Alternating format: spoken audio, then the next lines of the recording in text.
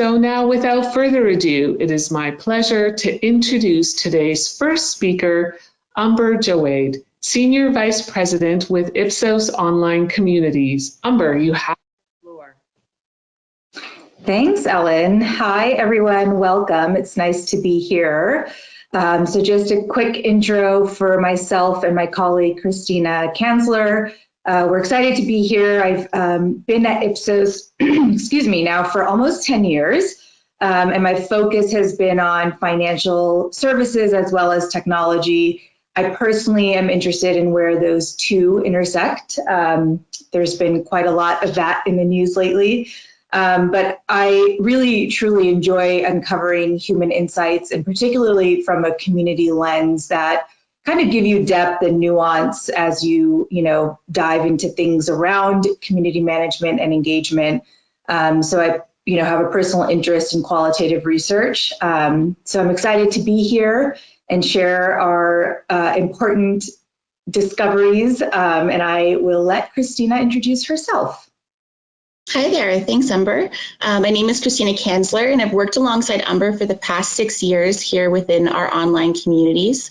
I have a background in sociology, and so my passion to explore and really understand human behavior naturally led me to my work within community.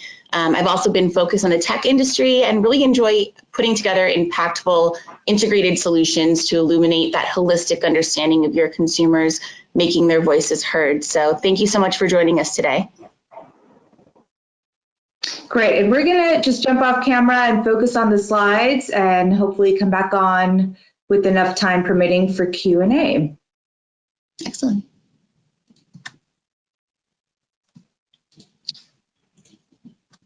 All right, so to kind of help us understand what the role of technology plays in supporting a balanced lifestyle, we turn to our US-based online syndicated community, Fresh Lab. It has currently 7,000 members who are readily available to answer questions as it relates to a variety of topics. So in particular, they've really been critical as we look at, heading into an almost 2-year pandemic, and watching that ebb and flow, I think, has been quite interesting. And some of that research, will be illuminated here as well. We employ our best practices in community management to really kind of engage this thriving community. They are Gen Pop, and we do have a subset of members, kind of focus on Gen Z as well. So the community has really served for ad hoc needs of our clients with agility and depth. So we're excited to kind of share out the research here as it relates to technology in today's hybrid world.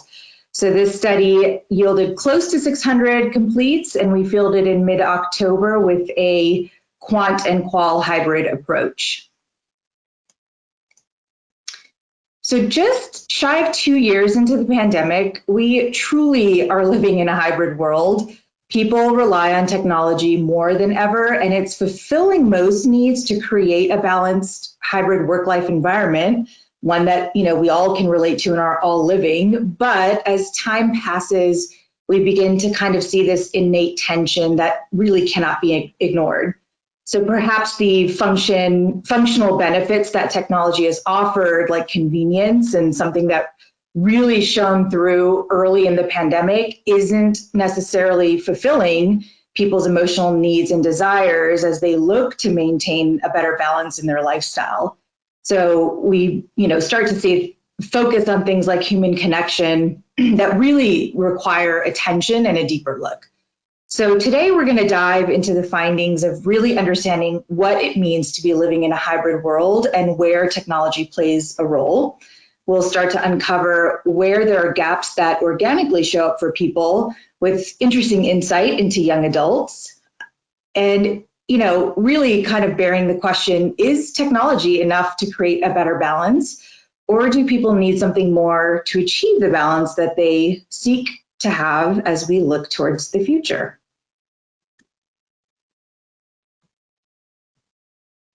So we begin to get a sense of where people are with hybrid in their life as it relates to the existing pandemic, but also as we truly enter a more post-pandemic world today.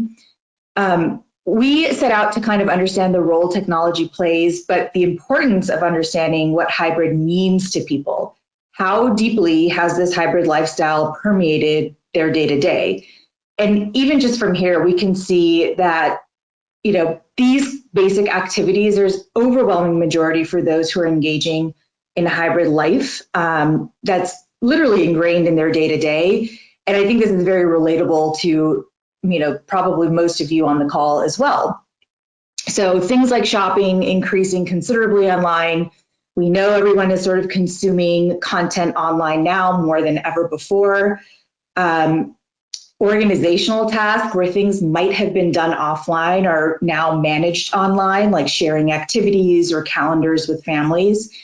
And then lastly, learning, across the board, we've seen sort of an uptick on classes being taken either for job or professional growth, change of career that's been needed, and then, school for actual learning.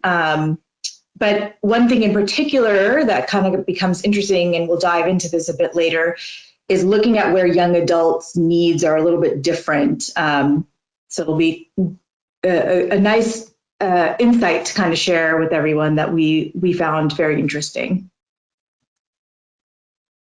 So we know during the pandemic that people also increased their adoption of technology to kind of adapt to the new normal and create what is truly today a hybrid lifestyle. And we see this across core areas in entertainment, time with family, work, and in social. So generally, as we look at some of the sentiment around this, we saw what an overwhelming positive impact it has had on people just to be able to navigate through the pandemic with success. So entertainment was really about adoption of new devices and services, time with family and social tools and technology that allowed this to happen, Zoom, Amazon Show, co-viewing services. And then, of course, there's an intersection with work where things like Zoom, Teams create productivity solutions for creating this virtual hybrid collaboration and communication. And I know, some of these quotes are maybe hard to read, but what I love about the one with work is, we have someone here who said it literally saved our jobs. And I think, some of us can probably relate and are so grateful for the ability to have been able to do some of the work tasks at home, navigating kind of a very different environment, a year and a half ago to where we are today. And so that shift starts to come, in the next slide, the shift starts to become a little bit more apparent. So before we actually get into that, we wanted to take a step back and actually understand what hybrid means to people. And we felt it was important to define this because it makes people reflect on their lifestyle and truly consider what their day-to-day entails. And we start to see that the work-life balance is actually defined in many ways. So in these two quotes, we kind of uncover a very functional side of hybrid. But we also start to see an emotional aspect of hybrid lifestyle as well that's kind of emerging now, and we'll kind of see as this webinar continues the importance of the emphasis placed on what an emotional element this is today than it was perhaps a year or two ago. So in these quotes, hybrid is when you combine the best of both worlds for optimum performance, for convenience or impact. Pretty functional. But then we start to see people who are kind of letting us know that it's improving quality of life, and anything that hybrid allows you to have a little of each thing that benefits you. And I think what's happening here is this meeting of two halves to create the superior whole for people in their life and their day, and creating a better and improved way of being. So it does start to ask the question, is technology and the role it's playing enough today? So we utilize text analytics to look at creating structure from unstructured, open-ended conversation and data points within the community setting. So while hard to probably take a look at, I will certainly kind of get in depth here to showcase kind of what it is that we're seeing. So we asked people to tell us what words come to mind when they hear hybrid as it relates to their existing world and their context. And we see trends as it relates to what hybrid means, but we also pick up on some interesting detail that give this word and people's lifestyle complexity and depth.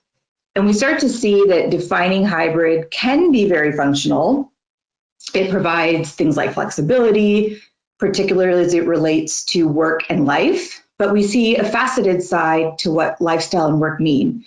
So working from home, but also other functional elements like learning, apps, technology that all make this happen, Zoom being a really big part of that as well. There is a convenience to all this, but in order to get there, people have been adaptable and versatile in how they approach their day-to-day. So digging even a little deeper, we see this emotional side of a hybrid lifestyle come through, where lifestyle is also about things like balance and a range of emotions that surround that. So there's actually a chunk of this wheel that showcases, specifically convenience to adjustment to stress, literally representing positive, negative, neutral emotions around hybrid and what that means for people. So in some ways, getting to this lifestyle may have been functional to start, but now it's creating this balance of this hybrid world, which has its challenges and is even stressful for some.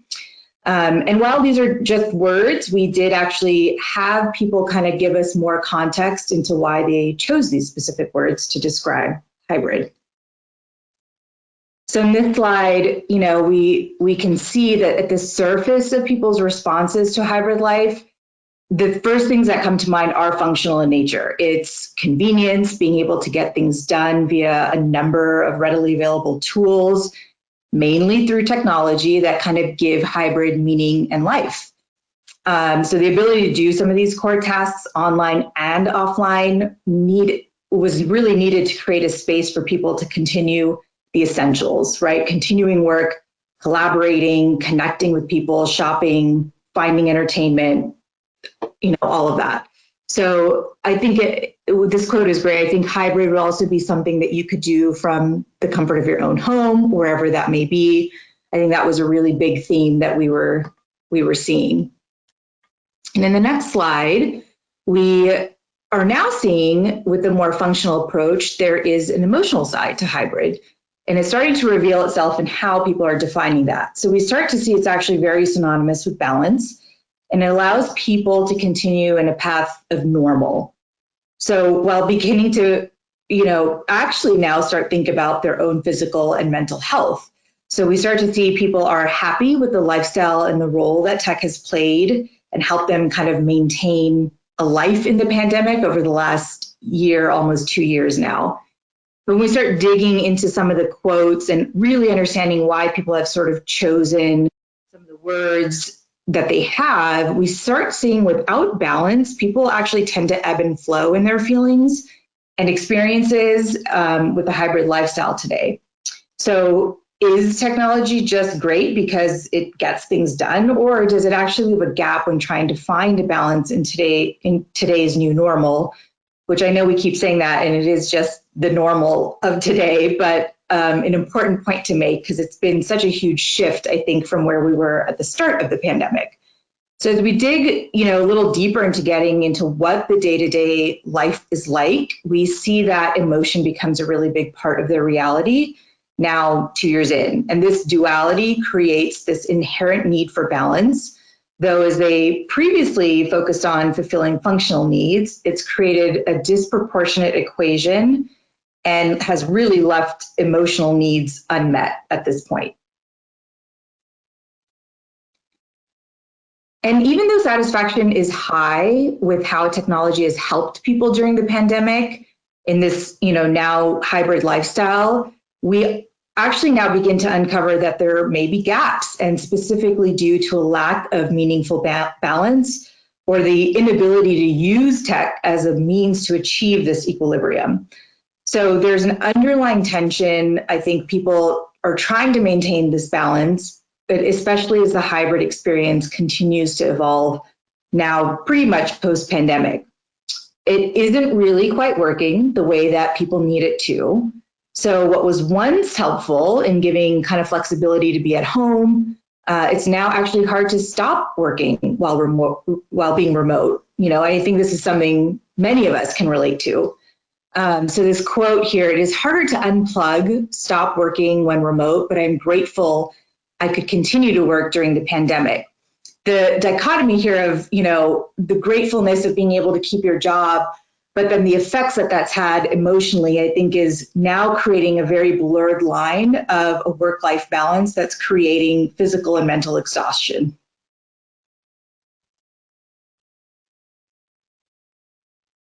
So the emotional toll the pandemic has taken on people now, just about 2 years later, really can't be ignored, in spite of how much we've adopted technology to sort of regain normalcy in what our day-to-day looks like. So though technology, it's given us the ability to live in a hybrid lifestyle with a lot of conveniences and the ability to create a new normal, it still is actually not normal. The lack of balance that many people cite and trying to achieve is beginning to compromise people's mental and physical well-being. So we've seen this with our ongoing research at Ipsos, particularly with the pandemic. We know that there's kind of a callback to traditional values, a renewed focus on relationships. The result of this has just created dissonance in how people want to actually be living their lives.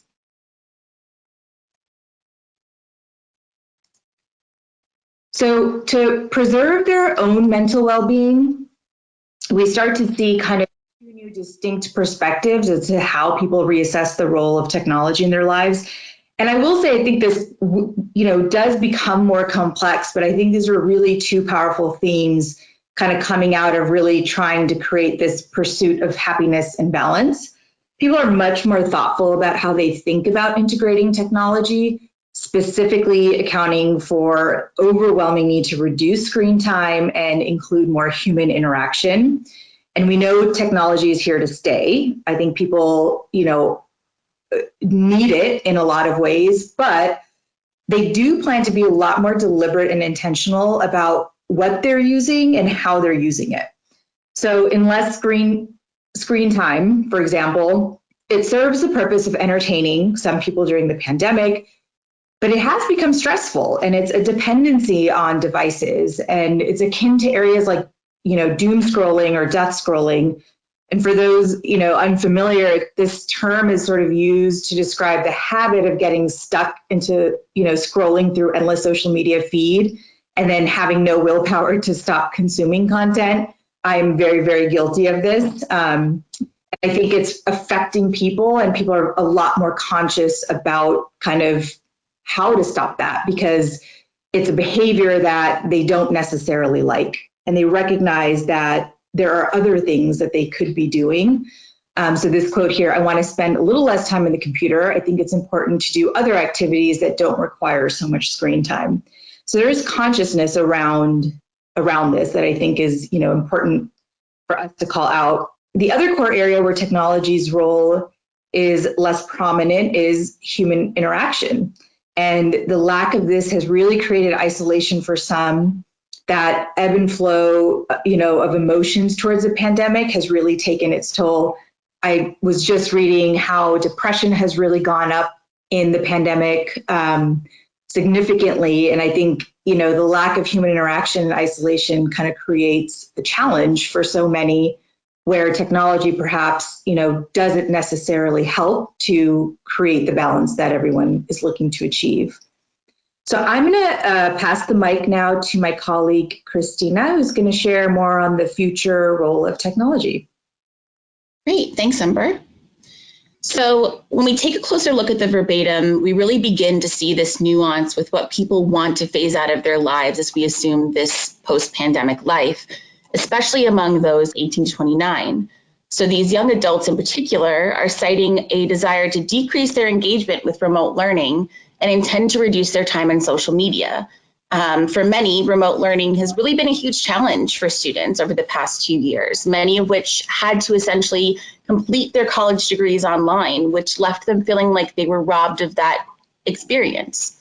Others didn't feel like they retained that information, and so they felt as though they didn't get the same value from their education as a result.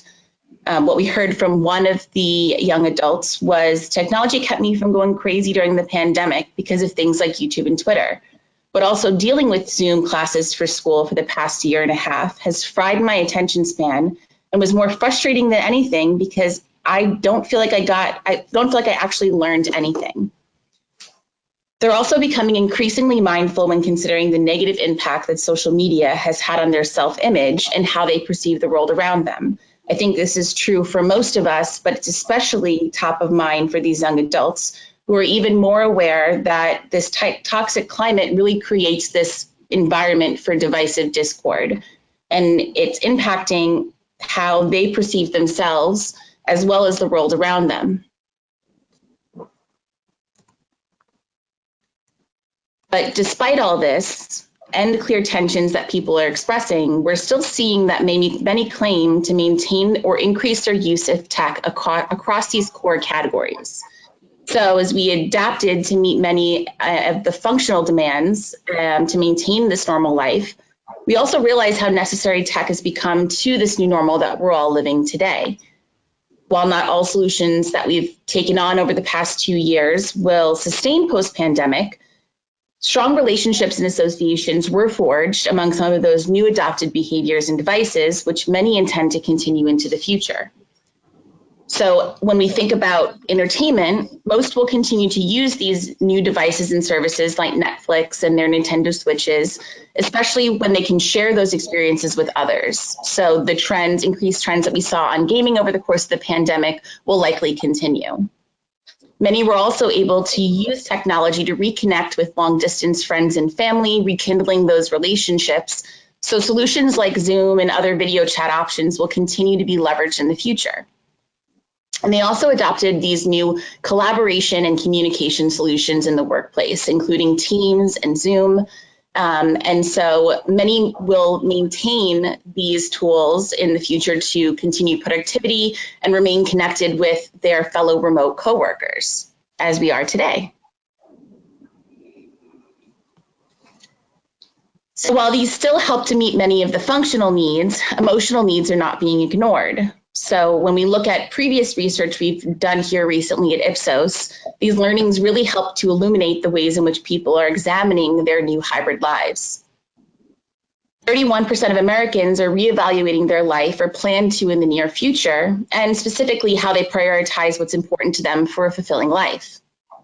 21% we see here want to find a better work-life balance as the pandemic has blurred those lines between work and personal life, causing many to work more hours versus pre-pandemic, which I'm sure many of us can also relate to. 23% intend to take mental health breaks from work and their routine to preserve their own mental well-being, rather than waiting until their performance or mental health are negatively impacted. All of which indicates that we are working towards a better way of being with balance in mind. And so, though it was easier earlier in the pandemic to put these emotions aside, as the new normal was all about adjustment and learning how to navigate this hybrid lifestyle, it's now going to be a key consideration moving forward.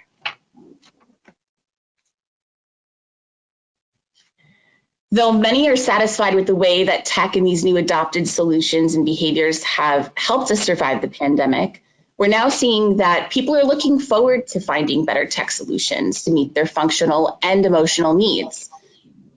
We also observed an uptick in those seeking better non-tech solutions, surprisingly, especially considering those used to enrich their social lives when spending time with family.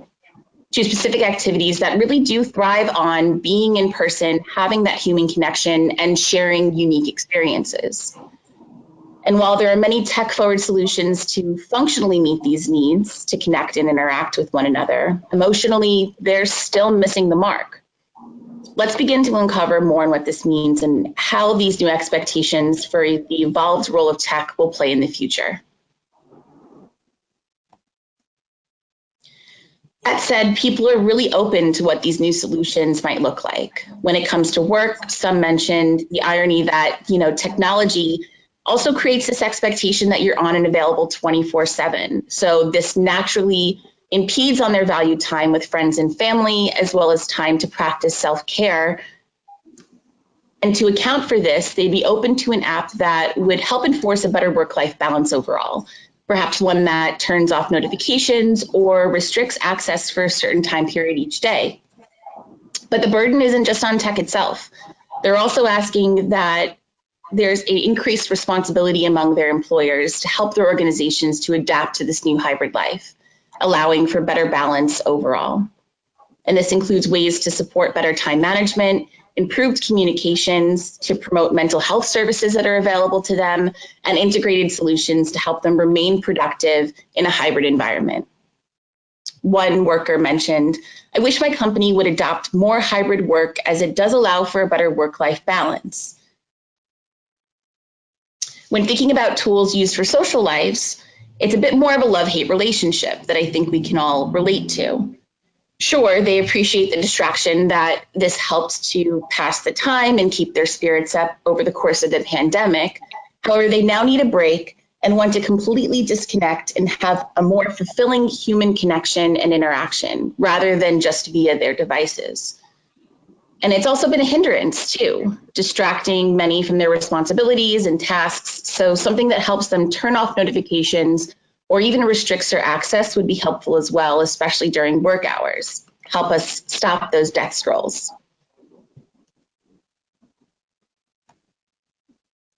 And this is also true of entertainment and time spent with family.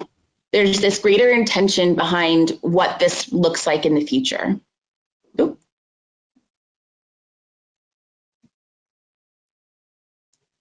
Sorry about that.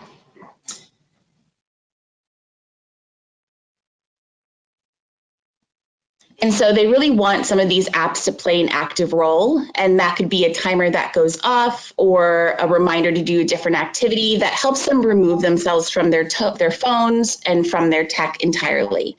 One person mentioned, "I would love a device with a built-in app that reminds me to stop what I'm doing and take a few moments for myself and relax or meditate."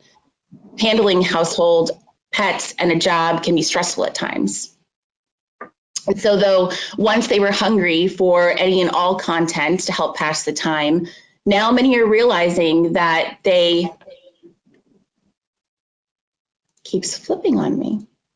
Now many are realizing that they really need something that helps them be more intentional and with content that is unique and different. And so they want to make sure that they're able to invest in a smart way.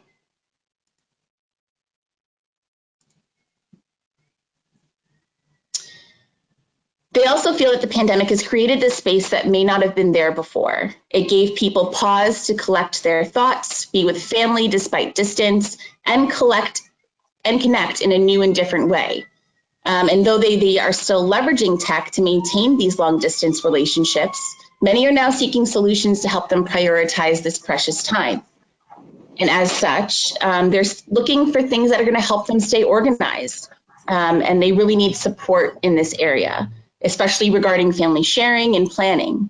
They also desire more shared online activities that help them feel more connected to their loved ones, helping them to stay connected in a meaningful way, especially with those members outside of the home. One person noted, "Organizing multiple family members' schedules can get complicated when we don't communicate well. It's nice to have shared family calendars. And we also rely on shared checklists like shopping lists, group chats, and other online shared activities."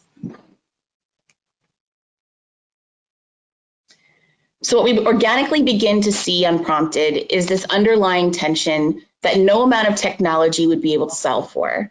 The ability to be face-to-face and have genuine human interaction. And this core gap is something that's really been sorely missed over the past 2 years. Even though technology is here to stay, this gap will continue to play a central role in how people continue to adapt to this new normal. Today, technology does not meet all needs or fill all gaps for people, and that's been really clear in what we've heard throughout the course of this research. And that's a really critical component to creating a more robust, fulfilling whole life. One person noted, "I miss seeing some people in person, which is always a lot of fun. Zoom is okay, but it's not the same as going out with other couples to a restaurant and spending time with them." So what does this all mean? And while there's not one technology or app that's perfect, and there are still a lot of ways that we can help them genuinely connect and support them on and offline. And so we've kind of delineated these between work and life. And so within the lens of work, employees expect organizations to offer a flexible and hybrid situation with the ability to dictate their own schedules. They really want to have autonomy in the ability to choose when they're online versus in person and create a flexible and convenient schedule that really works for their lifestyles. And they also need solutions to help them ease in this transition, to support communication and collaboration among their hybrid workforce. These tools will be critical to success, especially when considering retention in the long term. We also ask that you consider increasing awareness of your mental health resources, making them available to all employees. And it's clear that many need support, even though they're not explicitly asking for it.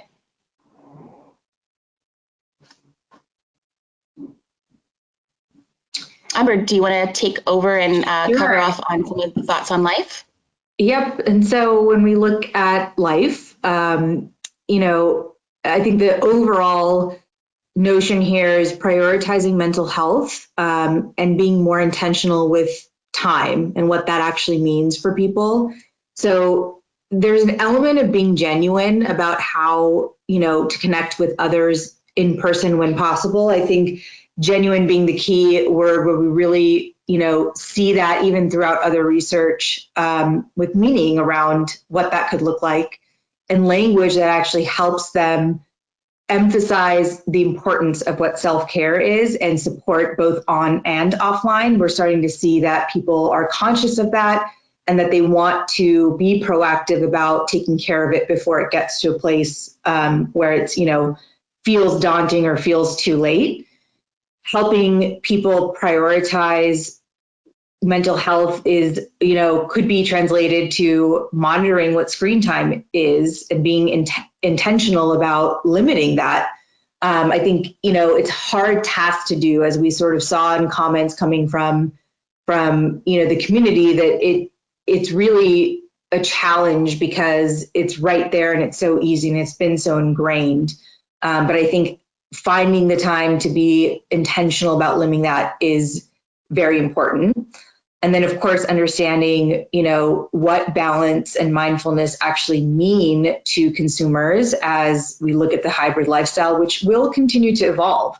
And I think the need for technology, as we've shown, is going to continue. But how do you create balance and make it more meaningful? And I think really understanding what this means is a really great start to getting there. So we can jump back on camera and see if there are any questions as we wrap up. So I'm seeing a couple actually come in here, and Christy and I can kind of jump in. So this first question here, did you hear anything for older, non-traditional students about working in a virtual classroom setting? So, I think from our data, young adults really kind of came through as a differentiating point here. I think it was a little bit easier for those who are older to kind of be in that setting to kind of get work done or learn.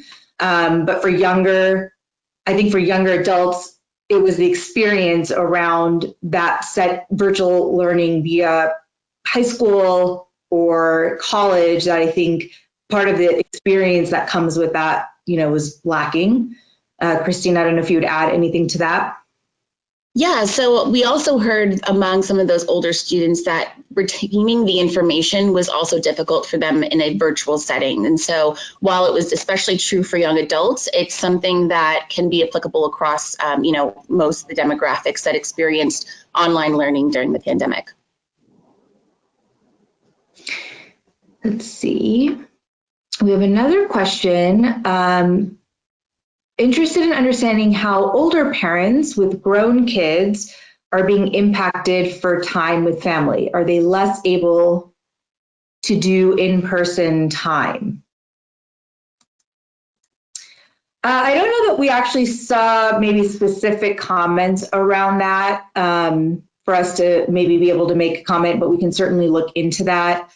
Christina, I don't know if anything pops up for you. No, but I do think that universally what we heard, even among parents, was that they're still desiring more intimate connections, especially with other family members. And so I think that's still a priority for them, despite perhaps having busier schedules overall. People generally are prioritizing this time and making sure that it's something that they can, work into their daily schedules. Yeah, and I think there isn't necessarily a distinction made with family in person, maybe living in your immediate household versus other family members or, neighbors or even people who live close by. I think there was a very clear physical separation in these last 2 years where, the virtual meeting of that is what isn't good enough anymore. And I think that's sort of where the commentary about just understanding, the human interaction being the critical component amongst that. So I think hard to make the distinction of immediate family, maybe living in a household versus sort of the overall lifestyle that the pandemic has created. Exactly. Let's see if there's any other questions. So Christina, outside of the data that you shared on young adults, anything else that stood out?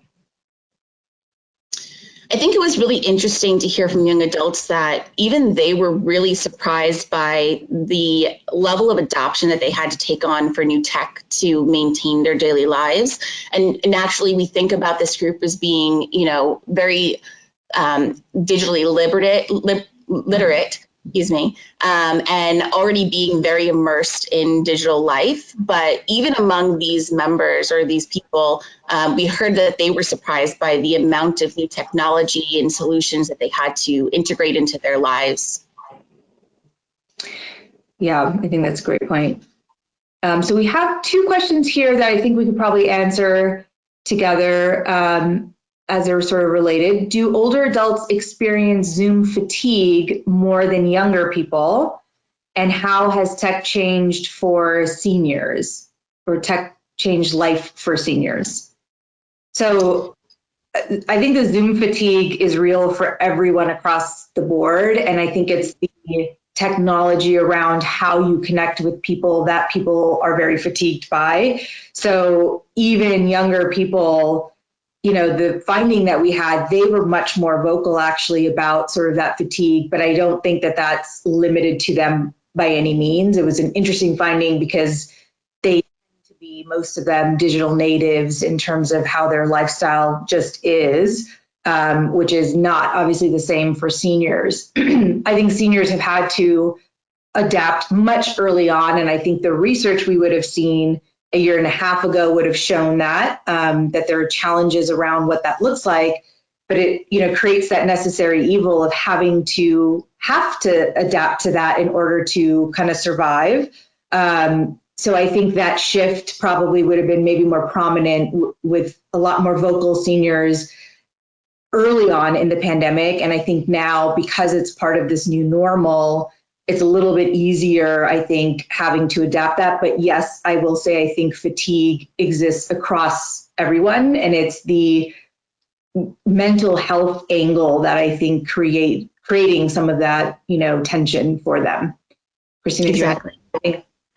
Yeah, so I think another interesting learning that we had coming out of the research was when thinking about new solutions that they're requesting in the future, many younger members were asking for solutions that are more intuitive, more integrated, device agnostic, that their older family members could easily take on. So simple UX, intuitive design, things that they wouldn't necessarily have to take on the burden of teaching them how to use these solutions to connect, would really help them continue maintaining these relationships, long distance family relationships well into the future. I think that was something really clear coming out of the learnings here. This next question, were there any findings about increased adoption and usability?